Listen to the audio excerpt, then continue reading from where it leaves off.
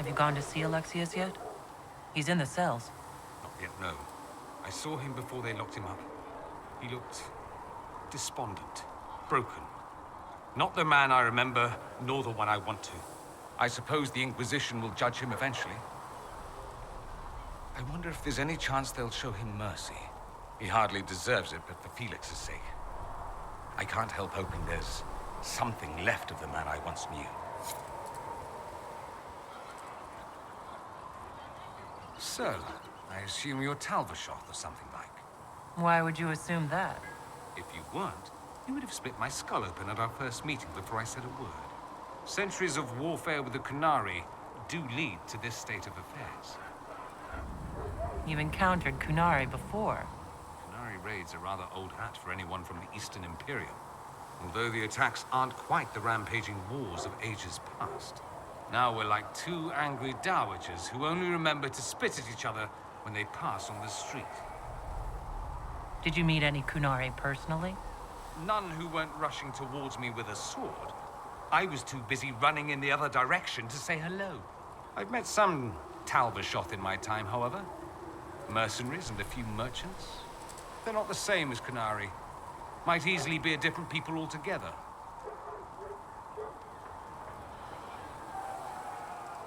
If only other people knew that. It's a southerner thing. Most of them don't even know what a Qunari looks like. Forgive their ignorance, O mighty one. They shall learn proper fear in time. If you've no problem with me, I've no problem with you. A philosophy I've learned to live by. No issue with my being Inquisitor, then? None that specifically involve you being so very, very large. No. Good. I'd like to ask you about Tevinter. Ah, yes. Everyone outside the Imperium always seems quite fascinated by it. Probably why they come up with so many ridiculous tales. Flying cows over Minrathous. That's madness. All right, that one's actually true, but the cows didn't have wings. I digress. Anything in particular you wanted to know? It seems strange that an entire empire would be ruled by mages. Strange? Why are you less qualified to rule than some tart with a fancy craft? Actually, the fiction in the Imperium is that mages don't rule. The Magisterium rules. That magisters are all mages is considered a convenient technicality. What is the Magisterium, exactly? The upper house of the Imperial Senate, and the only part worth having a seat on. Those seats are split among the circles of Magi, the Chantry, and the major families. All mages now. It's odd that outside the Imperium, you use Magister like it applies to every Tevinter mage. If you're not a Magister, then what are you called? No special title? I'm an Altus, which is almost as good as a Magister, depending on who you ask. I've never heard of an Altus. Upper class. Those families who trace descent from the Dreamers, the first prophets of the old gods. If you're a mage and you're not Altus, then you're later, lower class. If you're not a mage at all, you're Soparati. That's everyone else. We do love our fancy words. I thought the Archon ruled over the Imperium. Well, yes. Technically, he can overrule laws passed by the Magisterium, but that never happens. Even so, he gets to appoint new Magisters, which means all the families vie madly for his favor. Thus, the Archon gets invited to all the parties. The truest path to Tevinter influence, let me tell you. If it's a fiction, that means mages do rule then. Yes and no. Let me put it this way. Mages do rule, but not all mages are equal. If you're not from the right family, chances are you don't rule anything. Maybe you're even a slave. The idea that anyone could be a mage, however, keeps the masses placated. Can anyone be a mage? Technically, the potential runs mostly in bloodlines, but it's been known to happen. More importantly, commoners believe it can. Tevinter legend is chock full of mage heroes from humble origins, so they hold out hope. Someday my son or my son's son will be a mage. Someday. Poor sods don't realize that means he'll be a quaestor at the arse end of the 100 Pillars, at best. Being a quaestor isn't a good thing? I imagine the average non-mage likes to think so. Counting numbers and shuffling papers all day is better than many occupations after all. If you're a second-class citizen among a pack of piranha, however, your outlook changes. Let me ask you something else. Of course. There's an Imperial Chantry, isn't there? With its own divine. You people aren't supposed to talk about the Black Divine, are you? If you mention him outside the Imperium, people make that face, like you're urinating in public. But yes, we do have the Chantry, or a version of it. Night and day comparing it to yours. Is the Imperial Chantry so different from ours? Not in theory. The main difference is in the whole magic is meant to serve man, not rule over him business. Back home, ruling the unwashed masses is serving them, for the good of the Imperium. Perhaps it started with good intentions, but these days it's academic. The circles are in command. There are circles of magi in the Imperium? We don't have dismal little mage prisons, if that's what you mean. They're academies, prestigious ones. We have Templars as well, but they don't cancel spells or whatever your Templars do. They're soldiers. They don't use lyrium? Ha! As if there'd be any left for them. They watch for abuse of magic, yes, but only those who are weak or who fall out of favor get dealt with. Mostly they enforce the Magisterium's edicts. The Chantry smiles and nods from the sidelines. Do you really call him the Black Divine? We don't call him that, oh no. In the Imperium, he's the true divine. The woman sitting on the Sunburst throne is some backwater pretender. It all stems from a disagreement over Andraste. Marvelous, isn't it? Why would they disagree over Andraste? It's not my field of expertise, but the Imperium believes Andraste was a mortal woman, a mage.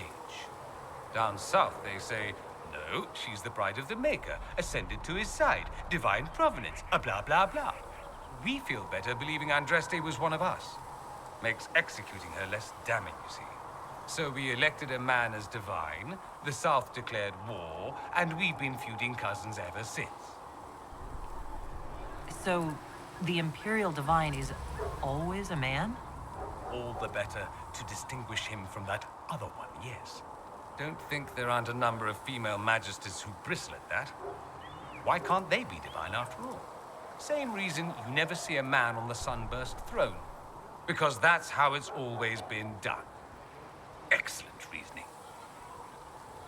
Do you consider yourself Andrastian? The big question. It might surprise you that I do consider myself Andrastian. I simply do not believe in the Chantry. It is a relic, whether back home or here in the South. Something from a bygone age desperately clinging to relevance. It's not an opinion that makes me popular.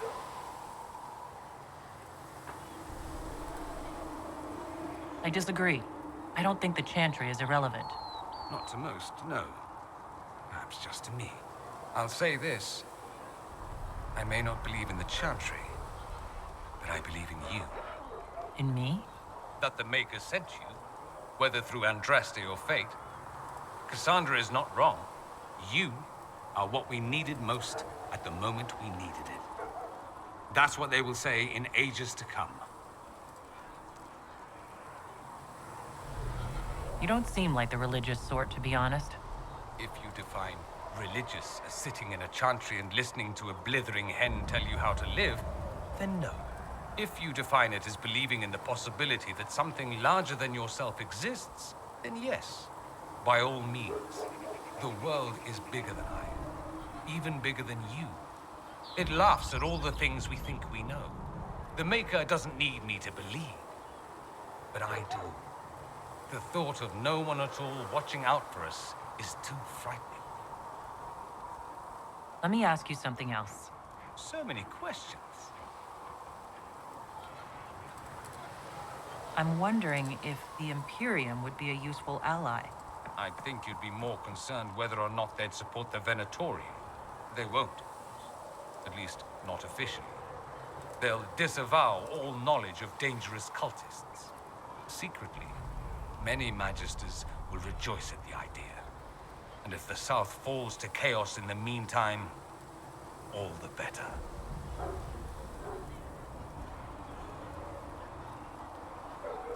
It would be in the Imperium's best interest to help. Surely it could use allies. I think the Imperium gave up on the idea of allies a long time ago. We've been fighting the Qunari for what, 200 years off and on? It's a point of pride that we go it alone. They'll sneer at the South behind their silk handkerchiefs and say, "You've had it easy for far too long." Let's not forget that the Inquisition seems to be an arm of the Orlesian Chantry. Anathema so far as they're concerned. We're not part of the Chantry. The Chantry opposed the Inquisition's formation. You think that matters? Don't be silly. The Herald of Andraste.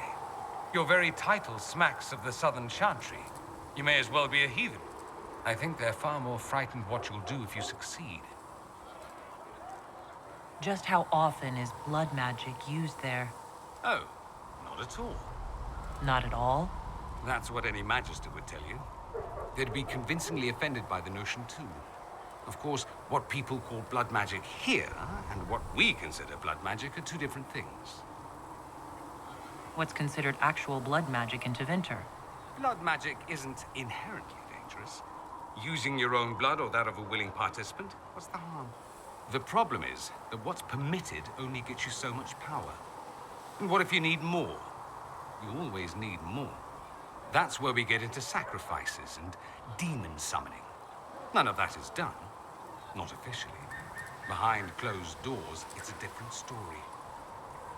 Real blood magic can give you an edge, a leg up against your opponents. It's safe to assume that any mage of rank does it. The rest are quietly shut out of power, to put it bluntly. You'd think the Templars would object. I imagine they did, long ago. Once, their investigations might have been sincere. Then their balls were cut off. Too inconvenient. Nowadays, only the friendless are accused. Most of them probably innocent. There must be some mages who oppose this. Of course. I do. And I'm not entirely alone. Occasionally, there'll be a Magister who makes noise. And then the reform talk begins. All very patriotic. Meanwhile, that Magister will be quietly shunned. Chances are, surprise, it's learned he was a Maleficar all along. Most learn to keep quiet. Me? I enjoy the allure of pariahhood. Anyone who talks about the Imperium mentions slavery. It's the center of the slave trade. Ah. That is true. And? Did you have slaves? Not personally, but my family does and treats them well. Honestly, I never thought much about it until I came south. Back home, it's how it is. Slaves are everywhere. You don't question it. I'm not even certain many slaves do. You think slaves like it that way? Don't be ridiculous. I didn't say they like it. It's all most of them know. In the south, you have alienages, slums, both human and elven. The desperate have no way out. Back home, a poor man can sell himself. As a slave, he could have a position of respect, comfort, and could even support a family. Some slaves are treated poorly, it's true. But do you honestly think inescapable poverty is better?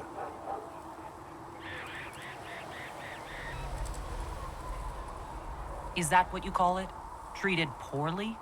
Abuse heaped upon those without power isn't limited to Tevinter, my friend. I don't know what it's like to be a slave, true. I never thought about it until I saw how different it was here. But I suspect you don't know either. Nor should you believe that every tale of Tevinter excess is the norm. That's all I wanted to know. Fair enough. I should go. As you wish.